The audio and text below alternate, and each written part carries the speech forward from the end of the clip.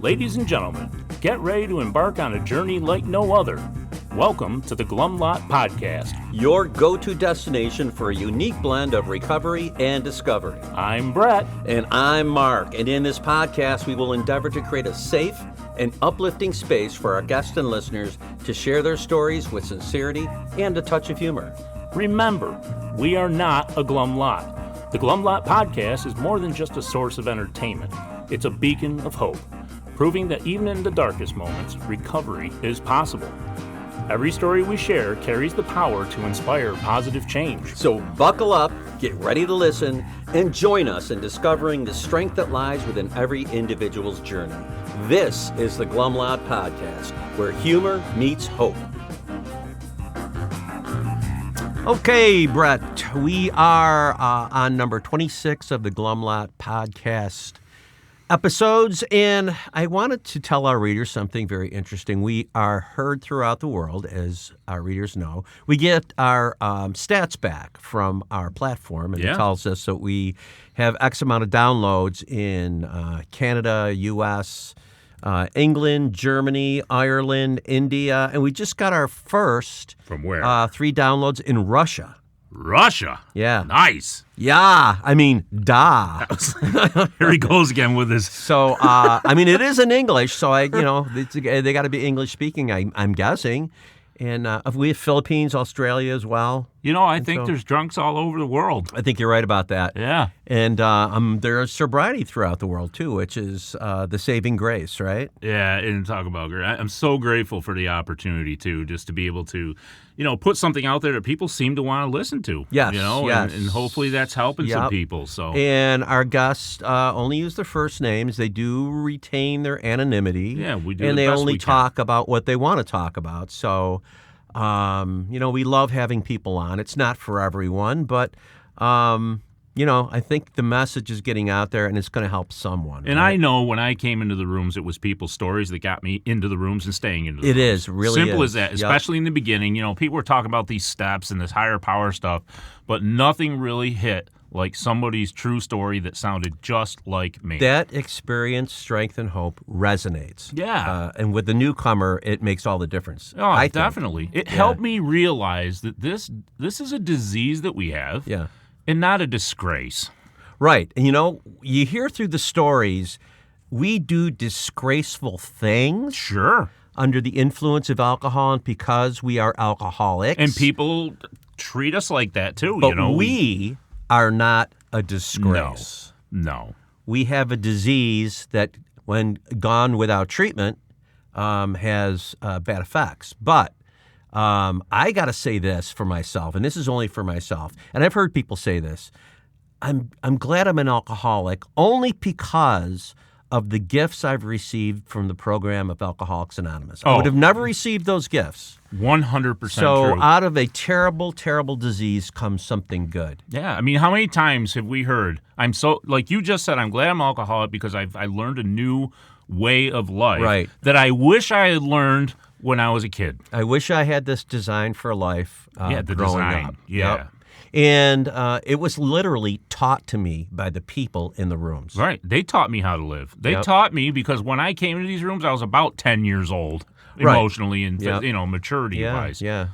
So, out of a terrible disease comes some great, great things that can help people rise to a life beyond their wildest dreams. And that's true for me, and it's true for you. Yep. And it's true for multitudes of sober people throughout the world. So, we are the world. We are the children. We are the children. And with that, we have a fantastic guest. This guy helps so many people.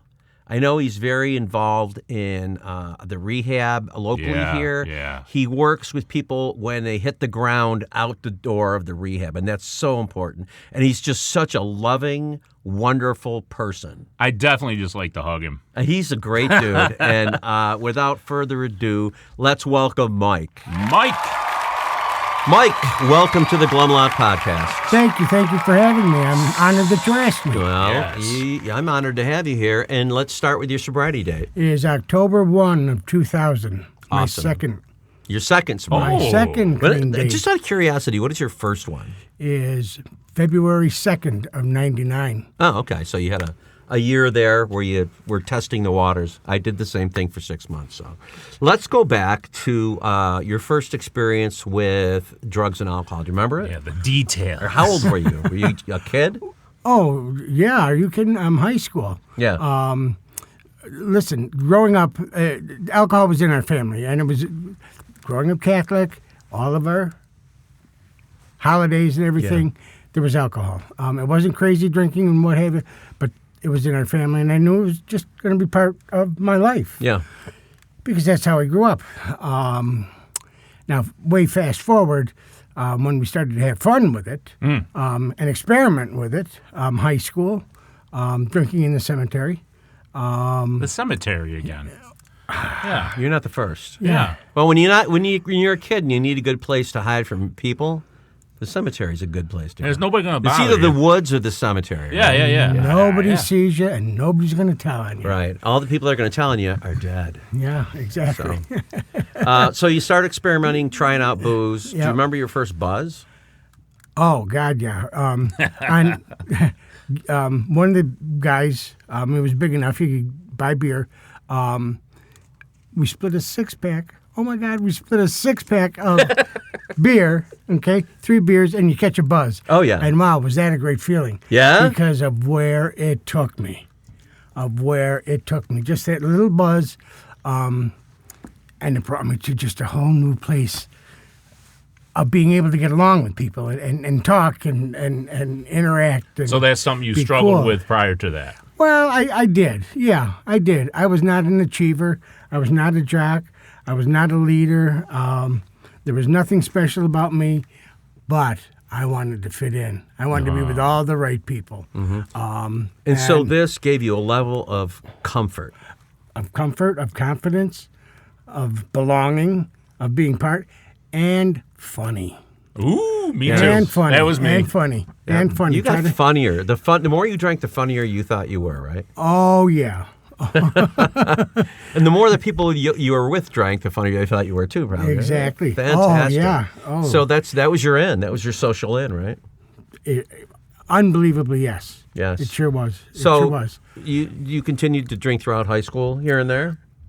Not here and there, every weekend. Oh, well, here and there every weekend. Every weekend. And then I was able to have my night license at 17 because we had to take, Mom made us take driver ed. So I had my driver's license at 17, and Dad was very generous. He would let me take the car all the time. Wow. On the weekend, you know. Now, the drinking age at the time was 18, right? Yep, it was 18. And so I'd cruise the city, pick people up, and we'd go to the cemetery, or we'd go to one of our local bars that we could get into and drink like crazy. And then I would take everybody home. And So at the time, it seems as though this is completely normal behavior, oh, God, yeah. right? Not a Oh. big deal. Having fun with friends. Oh, yeah. And this is a rite of passage of becoming an adult. 100%. Yeah. It's what we do. Did you Yeah. experiment with smoking weed or anything at the time, too? Oh, my God. I remember when my buddy called me freshman year. I remember being down in the den at my house. And Steve called me and said, hey, you want to go in on a nickel bag? And I was like, oh, my God, that's drugs. Oh, my God, no. All right, yeah.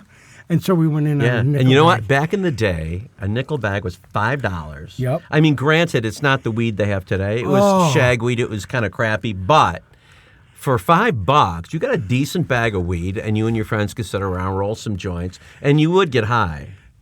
Let me tell you, it took me the longest time to get high. Yeah. Because it was such shit weed. Yeah, I mean, it really was. And you It know, was. the same thing with me is the It first couple was. times I smoked weed, I did not get high. Me neither. And then I remember Absolutely the not. first time I did get high because I had smoked, I think, 3 times, and I'm like, I don't know what these people see in this shit because it's not doing anything for me. Yeah. And then my friend and I rolled this fatty, and we smoked it in his garage when his parents weren't home.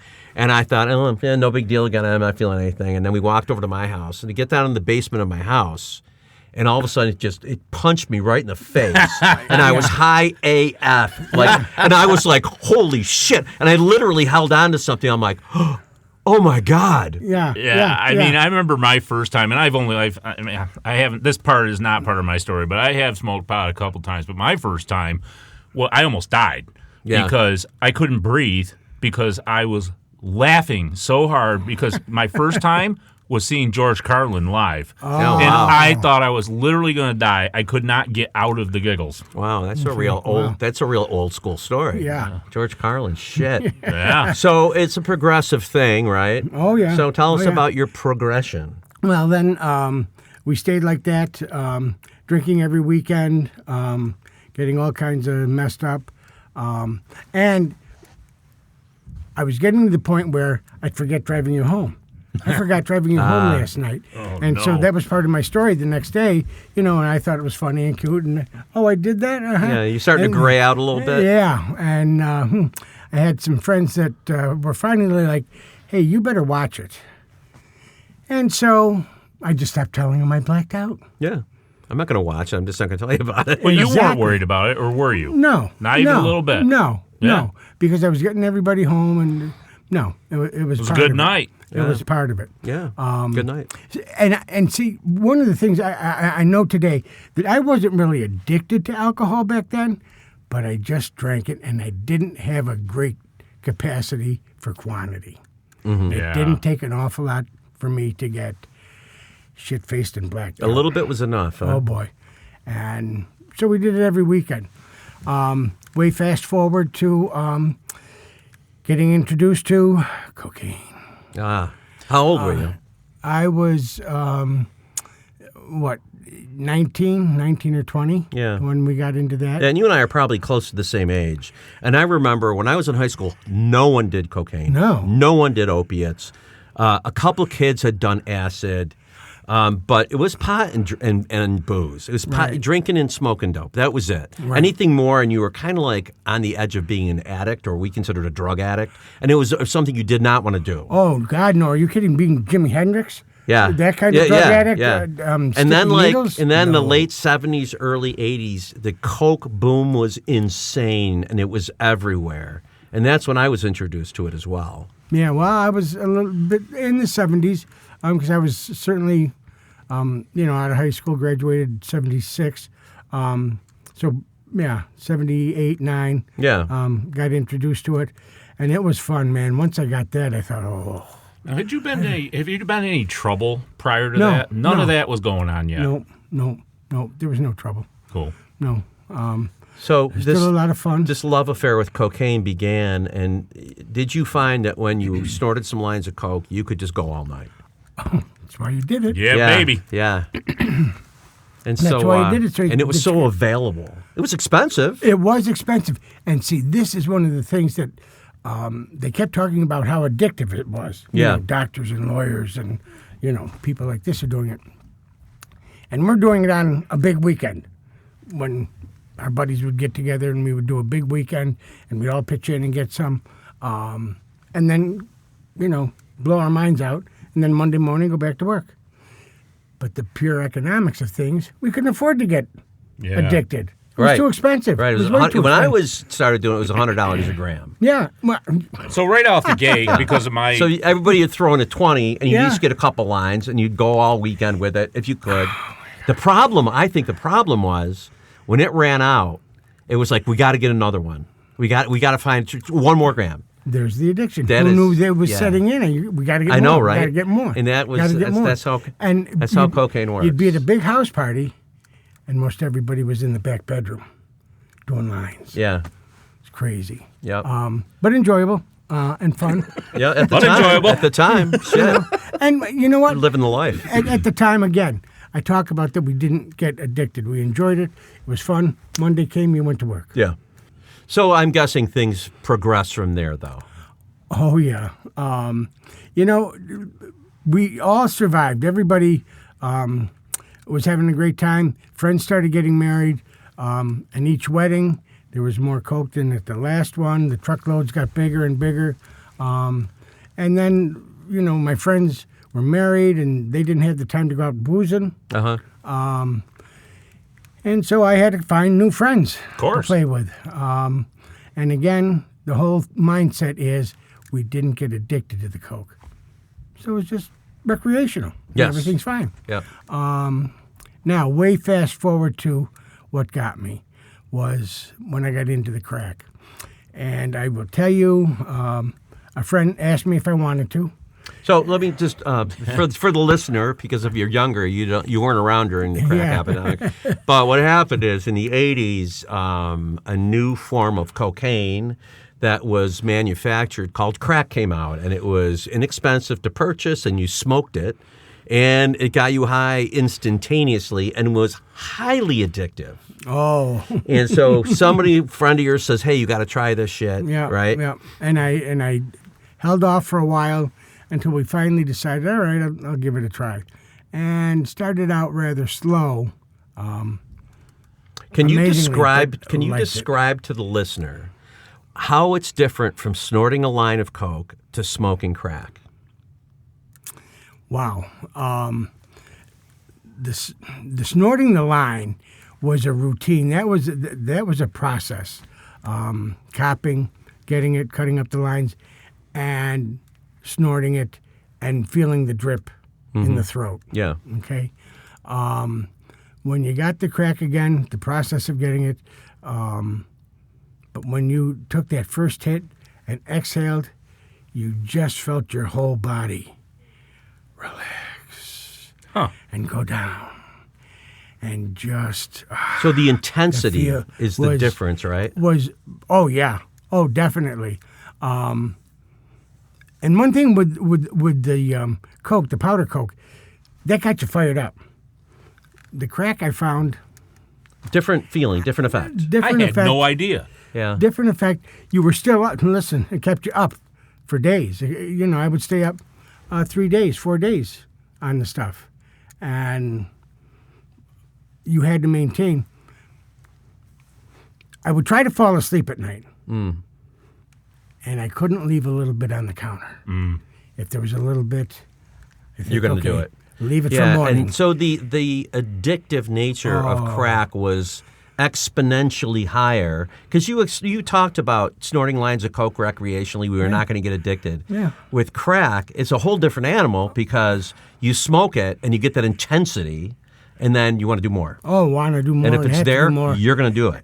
Yeah, because I would sensibly think, leave that little chunk for morning, get some sleep, and you needed to go to work. Yeah, it's not happening though. Not happening. Be up all night. And then, Oh, yeah. It's calling you. Oh, trying to fall asleep And on can it? you, Forget it. for the uninitiated with the whole crack thing, how was it sold and what was the price like compared to a gram of powdered coke? Well, I remember starting out the first time having the kid go and get a 20-piece, $20 for Like rock. McNuggets? It was a nugget. Yeah, a little 20-piece McNuggets. Yeah, exactly. And, I was cheap. I would try to make that last. And I could make that last probably 3 hours. Yeah. Okay? Where a lot of people would take a $20 hit and do it in one hit. I thought that was a waste. I never had a great capacity for marijuana smoking. I had to take little hits because otherwise I'd just cough my head off. Yeah. Same with the crack. I just took little hits to maintain. I didn't want to burn out. I just wanted to maintain. I wanted to be able to operate. How long did it take before, looking back now, how long did it take before you think you had an addiction to crack? Was it real quick? I will say probably 3 months. Wow. Well, a lot of people say the first time they smoked it, they started their addiction because it did something. It reached something in them that they were not going to let go of. Well, it definitely did start my addiction, but I didn't know how intense. Yeah. I didn't really know how intense because I was trying to keep it light and slow and under control. And this whole time you're using alcohol with it too. You're drinking. Somewhat.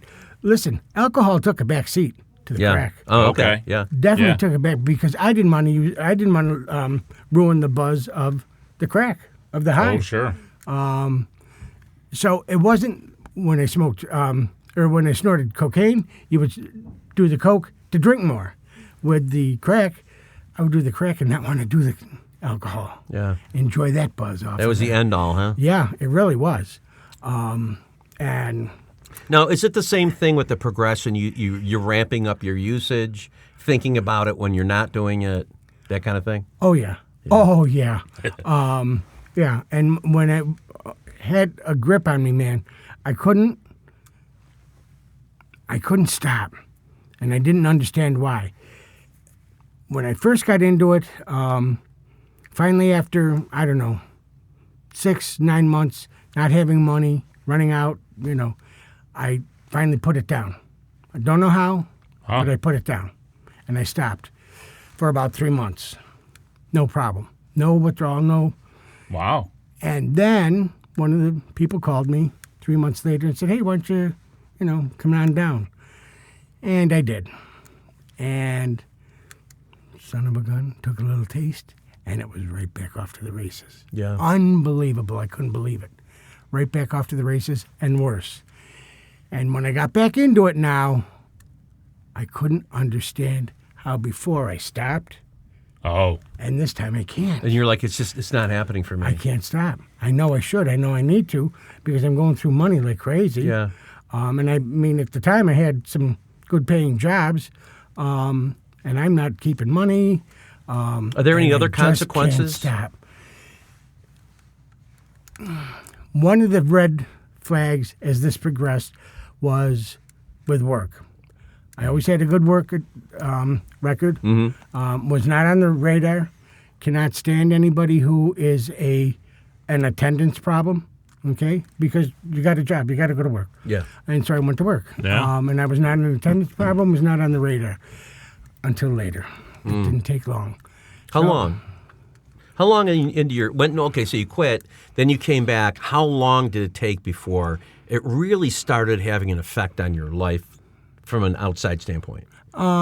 Probably 3 months. Okay. Probably 3 months getting back into it. And so you're hitting it on the daily. Well, yeah. Now, here's the deal. I would start on Thursday, maybe Thursday night. Okay. Because once I started, I had to stay up all night. So I'd have to stay up all night. Now, at the time, I had a job driving limousine part-time. So I'm driving limousine on Saturday. I got to stay up for that. Of course. So if I'm picking up on Thursday night, staying up all Thursday night, going to work on Friday, okay, using at work, and now I got to get more Friday night to stay up, and then Saturday I got to use it while I'm driving, so I stay awake, and then Sunday we'll lay off. Sunday Day of rest. No day of rest. It was not the Sabbath for crack. No. The demon raised its head. I am not done with you. Yeah. It's like a dog that grabs something in his teeth and shakes it. Yeah. I am not done with you. Yeah, exactly. And so is this where all your money's going? Oh, yeah. Oh, yeah. And thank God the apartment that I was living in, the people, I think I was like at most 4 months behind on my rent. Holy shit, yeah. And thank God they weren't pounding on my door. I was a good tenant for them. How much do you think you're spending a week when you were in it? I had to be spending $400 or $500. Yeah, it was basically a paycheck. My paycheck, yeah. Because I'm not paying my rent. And here's the kind of fucked up thing, too, and it's the same way with every addiction, is that you find yourself in a position where you have to pay the bare minimum of bills to get by in this world, and yet you just don't, and you put it into your satisfying your addiction, your craving, and you figure, well, what's the worst that can happen? I mean, they're not going to turn off my water. They're not going to turn off my fucking heat. And then all of a sudden they're turning off your heat, and you're like, well, I got coats. Yeah, well, that was the most depressing thing ever. Twice did my power get shut off. Yeah. And to me, there's nothing more depressing than that, because you're 100% right, Mark. Two of the things that I made sure that I paid was my rent, so that I had a place to exist, yeah, and car. Mm-hmm. Had to pay my car. Transportation so you could get more crack. Well, yeah, exactly. And so those things I stayed up on, but got way behind on my rent. And thank God they weren't pounding on my door. And they lived right below me. Yeah. We lived in the same house. I was on the second floor. They were down below me. And seeing my action of going out Now, 2:00 in the morning. so you're spending, $500 a week. If you had been making $2,000 a week, would you have spent $2,000? Oh, I'm sure. Isn't I'm that sure. crazy? I'm sure. I'm sure.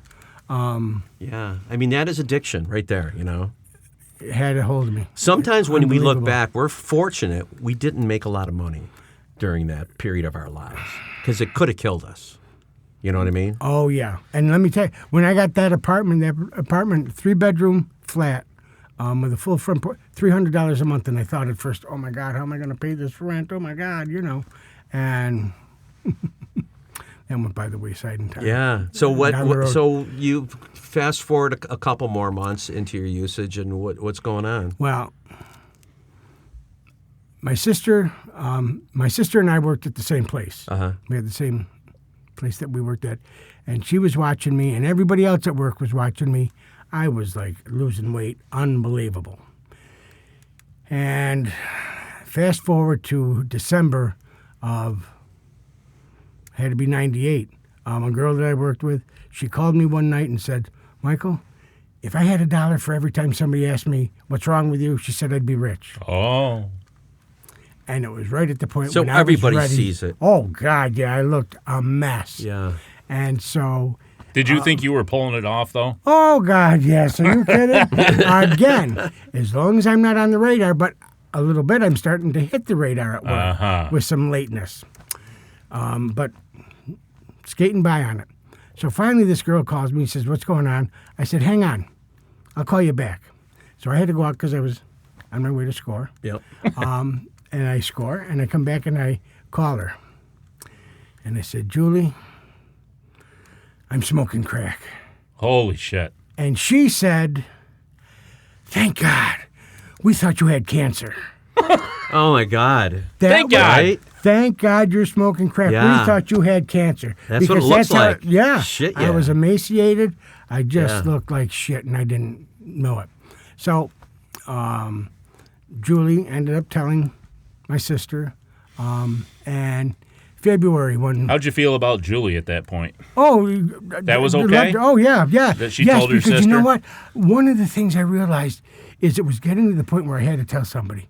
Oh, so Because you I were was- really realizing. that I was just You were helpless. Yeah. I was helpless. This stuff had me. and So I that was a couldn't stop. moment when she did this. It was Little timely. a little timely. It was a godsend. It was unbelievable because, yes, it was perfect timing. And I was ready to tell somebody. But, of course, I swore her not to tell my sister, Yeah. which she said she wouldn't. And so in February, my sister called and said, can you take me to work tomorrow morning? I said, yeah. Well, now I'm so bad into the addiction that now I'm letting the sellers use my car at night. And- So you get Yeah. you get a little bit of rock if you let them use your car. Oh, yeah. Yep. That's how far down I had gone. And so I said, now, look, tomorrow morning I got to bring the car back on time because I got to pick my sister up from work, and you don't know what she's like. Yeah, they weren't on time. They're so trustworthy, though. Oh, yeah.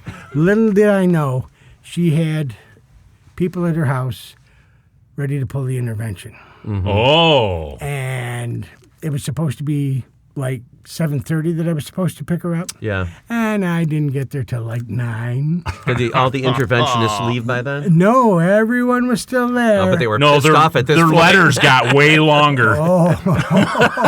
Well, of So- course, I don't know that they're there. Right, but you walk in and there's this. And I realize, something's going on. As soon as I walked in and John and his wife walked out, I knew what was up. Okay. And I thought, thank God, it's finally over. So it was a relief for you. It really was. It was a relief, yes. Yeah. I mean, So the intervention was impactful.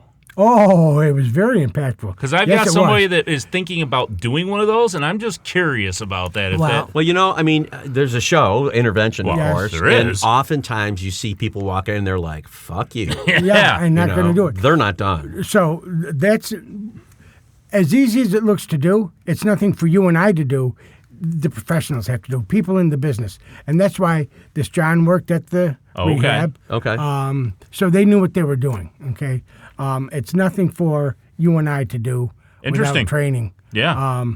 as much. And I've been involved in somebody doing an intervention, and it worked on his father, and I helped drive him down to Pennsylvania to the rehab. So they can be effective.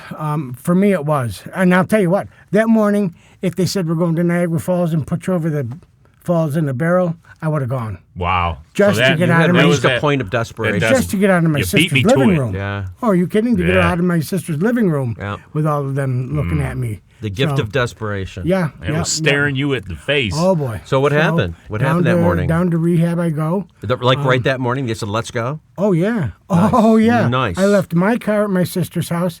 They were there these people were there to take me back to my apartment, get clothes. Did they get it all straightened out at your job for you as well? Oh, yeah, because, again, my sister worked there. Yeah. And so that... So you got no excuse anyway, but you want help. Yeah. You want help. Yep. So down there I go. What is interesting, today I realize that, I go into rehab and I'm thinking that, number one, I don't have an alcohol problem because I was not really addicted to alcohol. Sure. I didn't wake up and need alcohol. Once I got into the crack, man, I needed that. Okay, so I'm down in rehab, and I'm a little different because I'm not the alcoholic. I just have to give this stuff up, and I'll give that stuff up, and in time I'll go back to drinking because that really wasn't the problem. It's in the back pocket. That wasn't the problem. So I loved rehab. What is amazing to me to this day is when you go into rehab, I had absolutely no idea how to stop drinking or drugging. Yeah. How do you do this? And then you go in there and you find out they've got these steps. They've got a procedure. They've got steps and traditions and a procedure for Okay, stop. so this place Who had any idea how to this do was this? like step-based rehab. Oh, yeah. Like, you mean I'm not the first person to do this? Yeah, no. They'd been around before. So your rehab experience is positive for you? Oh, it was very positive. Yep, it was very positive. And one of the things I've got to have friends. I like to be around people. Yeah. And have fun. And that's one of the things that, thank God, in rehab, there was a great fellowship. We made friends. Now, with that said, there was probably 30-plus people. Oh, so this was like a group type. Oh, yeah, big rehab. And, they would take us out to meetings, and I was in there, 35 days the first time? Can I just rewind just a hair? Yes. Start of your rehab, did you have to detox from the crack? Not... Really? Not... So the physical part of it drastic. wasn't killing you? No. Huh. No. So your addiction was so mental. I mean, I had to do detox because that's part of their program. Right. Okay, so you've got to do but detox. It wasn't a killer maybe. for you. No. I don't remember it being violent. Too severe on your body? Yeah. Okay. Got into doing the groups at rehab right away and going out to meetings and what have you. Did you read like a 28-day guy? I'm sorry? Were you 28 days in? The first time, 35. Oh, okay. Yeah. They gave you an extra week. Yeah. Back in 99, if you had good insurance, they could keep you 35 days. Okay. But when I got out, I started going to meetings. And, I mean, they talked about 90 and 90, and I thought, that's a little aggressive, you guys. Yeah. I don't know about this 90 and 90 shit, but we'll hit some meetings, And thank God I liked it right away. Made friends with somebody who was in there. He needed a ride. I picked him up. We started going to meetings, and I got into it. What did you like? The camaraderie. So people just like the you? fellowship. Yeah. And finding out I'm no different. There you go. I'm no different. But that still didn't sink in until my second time in. So So you go to the first rehab, you get out and you start going to meetings. What happens? Got involved right away with going to meetings and partaking in a meeting that was at that rehab once a week. Okay. And I started in-house. doing in-house. They would have a meeting. They had meetings come in there most every night, but I started partaking in one of them that at that time was on Sunday night. So I'd be doing that meeting. And one of the things I realized is I was telling on myself. When I went down there to rehab, and here are the patients, and you're telling your story. I'm telling on myself. Mm-hmm. And what I want them to know is that it wasn't that difficult. I didn't find it that difficult to do this recovery thing, going to meetings. I enjoyed it. Mm-hmm. So that's what I wanted to share with other people and bring that down to these guys. And what I found is what it did for me. Being able to tell and then having people come up to you after the meeting and ask questions. Felt so good. Oh, my God. The whole concept of you can't keep it unless you give it away, which now is starting to play out in my life, and I loved it. And I still do to this day. Mm-hmm. I still do. There's So like I always say, you were a user, now you're useful. But Yeah. during that first, part of your sobriety, something goes wrong, right? Well, yeah. Tell us about Target that. mark. Tell us about that. Now, hold it. I don't want to come out like I'm all sainted and what have you, because I didn't do the steps and get a sponsor and all that kind of stuff because I didn't think I had to. Because you were so deep into the fellowship, you're like, the group is my sponsor. But again, I wasn't an alcoholic. Yeah. Oh. Yeah, okay. I'm going to meetings. I'm saying I'm an alcoholic, but I didn't like saying it. Yeah. And I didn't really believe it, but I knew I had this problem. And that's all I had to give up. That's what I had to give up. Okay. So, doing all the steps, and God bless you, but I didn't really need to. But going to the meetings and loving everything. Then started playing with the idea that I bet I could take a taste. Not that I ever would, but I could probably take a taste. It's and just not the get, idea. Right. In You other were words, romancing it. in other words, I got this. Well, I didn't want to be that bold and arrogant, but I bet I could take it. Not that I would. I'm not going to be Right. that Yeah, stupid, no. but I bet I could. Just a little bit, Not that I would. No. Until. How stupid does it sound? But that's what was going on. Of course. Sure. And the key, don't tell anybody. Yeah. Don't tell anybody, because Right. you know what they're going to say. Yeah, they're going to say, you're going to if you So don't as usual, there's a change big things. dialogue going on in your head. It's a disease that tells you you don't have a disease. Exactly. It'll talk you into just about anything. Lo and behold, who popped in front of me one day? Your dealer. Somebody that I knew that never had it when I was active. Now he's got some, and so I took that little Got some taste, catching up to do. and guess what? Back off to the races. Like I never left it. Haven't heard that before. Like Right. I never left it. Unbelievable. And I got into it pretty. It's Pretty funny, heavy. but Unbelievable. the nature and the mechanisms of addiction there's some things that are the same across the board, and that's one That's of them.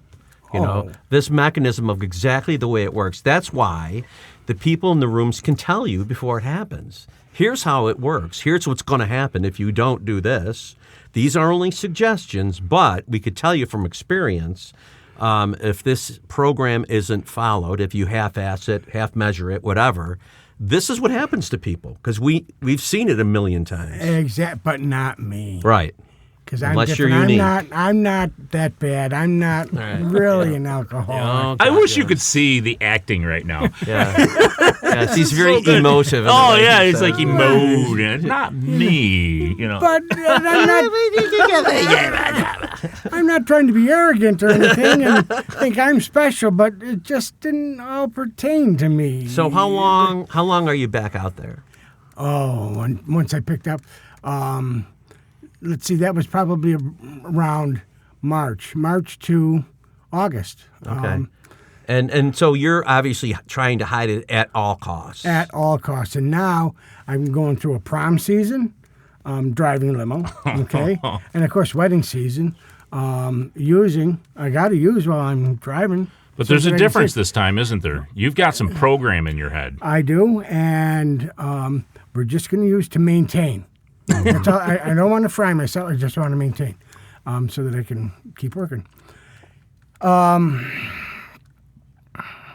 It didn't take long, and I was right back to a mess again. Is anyone starting to notice? Oh, yes. Oh, yeah. At this time, for a short while, for about a year, I had a roommate. He and his wife had a big falling out, so he moved in with me, and he saw it. And of course, my sister at work Yeah. saw it again. And Man, you should have changed jobs. yeah, well, In hindsight, Oh, right. it would have killed me. I was making too much money. Ah.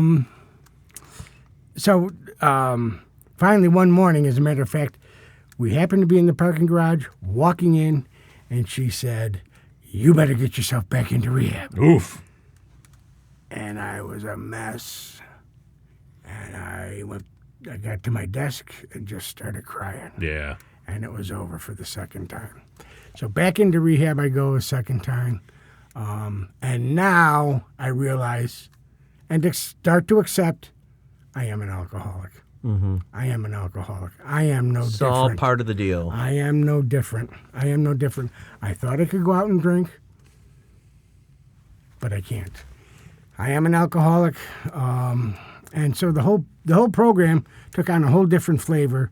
I mean, I'd been going to meeting. Listen, I would go to a meeting and then go out and get high, or get high first and then go to the meeting. Yeah, that's not untypical. Yeah. Yeah. So you're in this rehab for the second time, but now it's different. Now it is a lot different, and yes, I do need to be there, and I am an alcoholic. Now I'm accepting. So you had started drinking a little bit again? Oh, yeah. Oh, okay. Oh, yeah. Okay. I thought you were still. Oh, okay. yeah. No. I understand. So it came out of the back pocket. Oh, yeah. Christmas time. And I'll tell you what, we are at my another sister's out of town. And my sister who lives here, she saw me with that beer in my hand and glared at me across the kitchen. And That's called the stink eye in the South. stink. Oh, my She was God. giving me the stink eye. Yeah. And I just looked at her and brushed her off, thinking, this isn't the Yeah, problem. well. This isn't the problem. I'll be fine. Yeah. Now, when you went back to smoke, were you drinking with that too at the time? Again, a little bit. Yeah. But for the most part, I just really like doing the crack. Yeah. And not the Because I know alcohol for a so lot of much. people, once their inhibitions get a little bit lowered, they're done. Oh, yeah. Well, listen, I say that I didn't drink that much, but it doesn't take that much to lower my inhibitions. Yeah. Okay? And that's what took me back out and thinking, I bet I could take a taste. Not that I ever would. Not that I ever would. Yeah. There it is again. Not that I ever exactly. That whole So unbelievable time. You're in this rehab. You go through it again. This time it's different for you, and it's in your gut now, right? You're starting recovery. Oh, yeah. Yeah. Oh, yeah. Let's hear about and it. still going to meetings and doing it like I was before. Every day of the week. One of the great things about my life is that as far as meetings go, my recovery life, there was nothing to hamper it. There was no wife, no kids, no job restrictions or anything. I worked an 8 to 5. So you had the time. Had the time, and it was fitting in perfect. Loving it. Loved being affiliated with the rehab and going down there probably 2 or 3 times a week. But this time it's different, right? This time it's sincere. Yeah. This time I know. Okay. This time I know I've got to do this. I'm an alcoholic. And realizing life without it is getting much better. It's getting much easier. You're experiencing some of the promises. Exactly. Those are coming through, and life is just getting better. Now, in there, all along, I'm trying to reach out to the new patients at this rehab. And, of course, they tell us sometimes we have to step over bodies. Well, I would watch that. I would see that and other people going back out, and it would tear me apart. It would tear me apart. Some people that you make good friendships with, and then they go back out. And so I had to learn that whole thing. And finally, a counselor many years later told me, he said, don't put more into their recovery than they do. That's right. Mhm. I had to learn the And same that's- thing. I was doing. I oh can't my want God. somebody to get sober more Oh than my they God! do. I It was just doesn't doing your work. recovery. I was doing your recovery and mine, and so that took me a little while to learn, but thank God, I So can some really step learn. work? Oh, yeah. Yeah, and getting back to the steps, yes.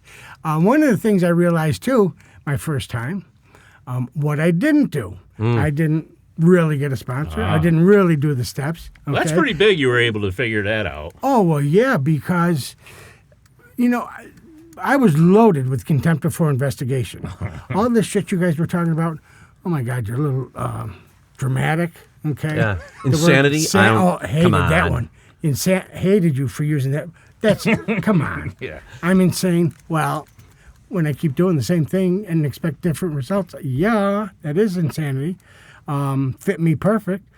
So I slowly came around to all the concepts, all the steps, and realizing, yes, I am an alcoholic and that I have to do it properly. So I did get a sponsor this time, and I did go through the steps. And, of course, one of the things I tried to do was get a very smart and well-respected sponsor, a man by the name of Neil, many years ago, was very well-respected in the community. Mm-hmm. And they would do the, back to basics. Mm-hmm. And so I got into back to basics. And Neil and I finally met at Dunkin' Donuts to do the fourth step.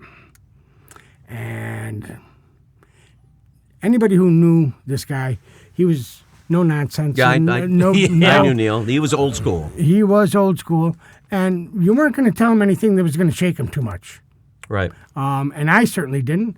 As a matter of fact, I wondered if I had stuff to tell him, because I didn't have a long litany of crimes so those or things bad that things. you thought you were so special about all of a sudden certainly weren't. Yeah, I am not special. We got through the steps and what have you. Neil was terrific. And that's how I took a few people through as well, doing the steps. And so you get true sobriety, right? And how has your life changed? It is just so much easier. I can't believe the peace and the serenity. And one of the things that really upset me in between when I went back out so many years ago is because I had known a period of sobriety. I had known a period of peace and serenity, and I was pissed. Yeah. The second time that I lost that. Yeah. How could I have done that? It was right there in front of my face. Exactly. Yeah. And I blew it. But it just made me appreciate it all the more the second time.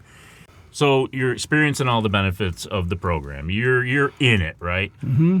But I also know something else about you. What are you doing now? Like what do you love to do now? Go to meetings and share this and try to help other people with it. I can't believe how much I've gotten into this. When they said so long ago, 90 meetings in 90 days, I thought, oh, God, I'll go to some meetings, but that's a little aggressive. I'm at meetings every day. And it's not because I'm afraid I'm going to drink. It's to help others. It's my social. But the biggest part is trying to help other people. And you're the first person and the person that I actually saw that happening with. Like, I would see you coming in with complete strangers all the time. Yeah. And I'm just like, dude. Yeah. Who is this guy? I know, right? Is he like a chaperone or something? Pied Piper of AA. But, you go to the local rehab a lot. I'm down there just about every week and have been for 25 years. And that's where you were, wasn't it? Yeah. Yep. Awesome. So trying to reach out to those guys, and that's where I find a lot of people and try to get them into this new way of life. Yep. So what do you tell the newcomer? What's your secret to get them here? Because you do it. Are you sick and tired of being sick and tired? There you go. Are you really sick and tired of being sick and tired? This is an easy way. It's not that difficult.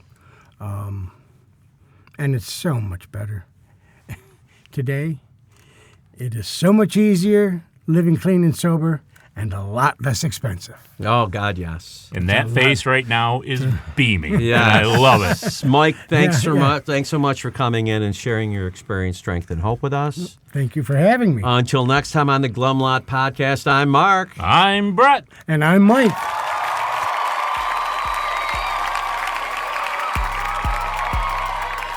As we wrap up another episode of the Glum Lot Podcast, we want to extend our heartfelt gratitude to each and every one of you who tuned in today.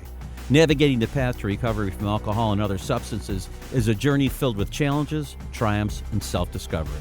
Remember, we're not affiliated with Alcoholics Anonymous, but we're here to provide a safe space for open conversations about the complexities of recovery. Your stories, courage, and resilience inspire us and our listeners alike. If you or someone you know is on the transformative journey, know that you're not alone.